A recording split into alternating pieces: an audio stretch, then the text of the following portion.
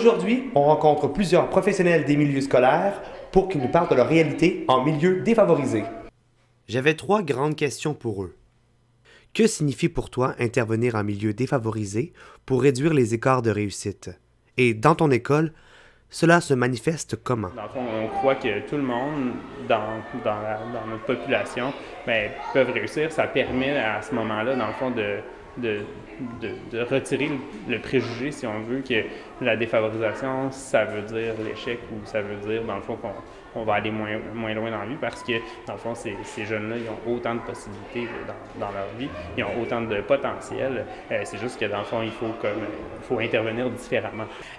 Il faut être prêt, ouvert d'esprit et prêt aussi à toute situation, toute éventualité parce que on ne sait pas c'est quoi le bagage des élèves, des familles qu'on rencontre. On peut être surpris. Il faut faire preuve justement d'écoute, de patience et de résilience beaucoup dans les milieux défavorisés. C'est un beau défi. Puis comme direction d'école, je pense qu'à tous les jours, il faut se poser la question, qu'est-ce qu'on peut faire de plus, ne serait-ce que quand on organise des activités comme le Bienvenue à la maternelle, lorsqu'on a des nouveaux élèves qui arrivent en cours d'année, lorsqu'on pense à l'inscription des parents, puis que ça se fait maintenant par mosaïque, puis là, il y a des familles qui sont un peu démunies à savoir comment utiliser les outils techno.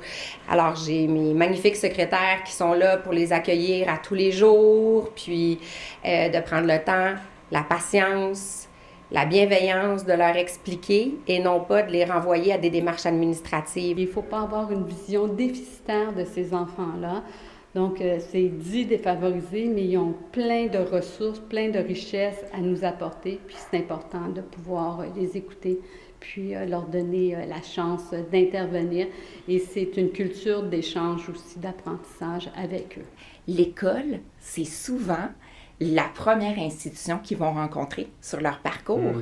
C'est la première fois qu'ils vont entrer par cette grande porte-là, mais qu'ils vont entrer dans des structures telles que celle de l'éducation au Québec. Donc, c'est l'accueil qu'on fait à ces familles-là lorsqu'elles arrivent, que ce soit une famille d'immigrants qui arrive en cours d'année puis qui inscrivent leur enfant dans une classe d'accueil, ou que ce soit les élèves qui vont entrer à l'école, nos futurs élèves de maternelle, l'accueil qu'on leur fait, c'est déterminant. On n'a jamais 2 chances de faire première impression, donc on veut faire une bonne première impression.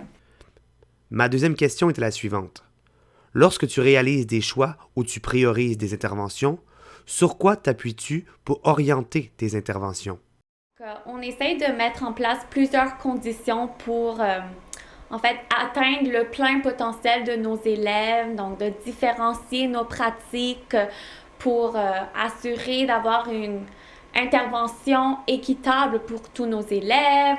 S'assurer qu'on tient compte de leur bagage, de leurs connaissances.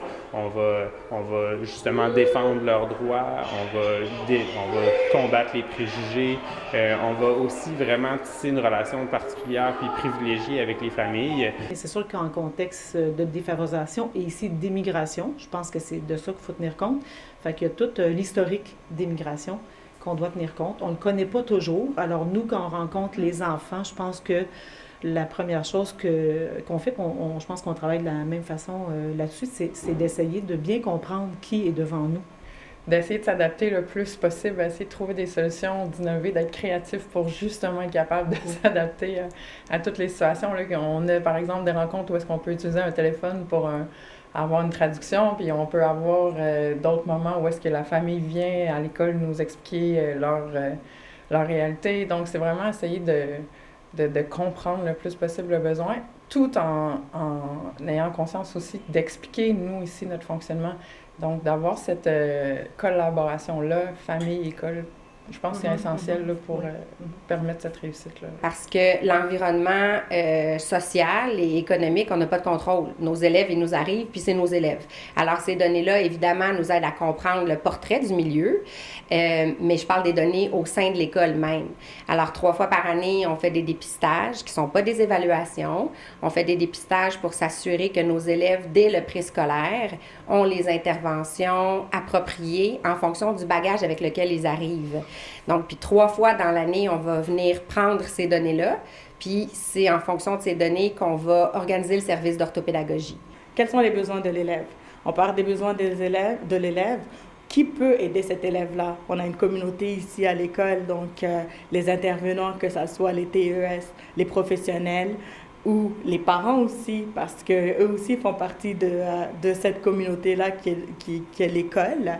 Donc, c'est de concerter toutes ces personnes-là autour de la problématique pour pouvoir en discuter. C'est vraiment avoir la vision globale pour l'élève et pour la situation que l'élève traverse ou vit.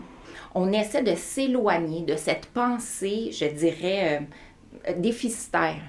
Parce que les enfants n'arrivent pas tous de la même façon, préparés de la même façon. Ça, c'est comme un ancien concept. On parlait de la préparation des enfants pour l'école. Nous, on s'éloigne de ça parce qu'on pense que c'est pas aux enfants à se préparer pour l'école, c'est à l'école à se préparer à accueillir ces enfants-là avec le bagage qu'ils ont. Et ils en ont un bagage. Et c'est pour ça que ce soit de l'activité du bienvenu à la maternelle, les premières journées à la maternelle, ce qu'on veut, là, c'est communiquer avec les parents puis savoir, bien, qui êtes-vous? Qui est votre enfant? Qu'est-ce qu'il aime? Il est comment? Pour voir ce qu'ils ont, au lieu de voir ce qu'ils n'ont pas. Ils n'ont peut-être pas appris à découper. C'est pas grave. C'est notre job à l'école. On va y apprendre à découper. Ma dernière question est en lien avec l'outil de réflexion produit par le ministère de l'Éducation et une école montréalaise pour tous, qui reprend les 5 leviers d'intervention dont le potentiel est reconnu pour accroître l'effet des actions mises en œuvre en milieu défavorisé. Comment ce type d'outil pourrait t'aider à choisir des interventions pour optimiser la réussite de tes élèves?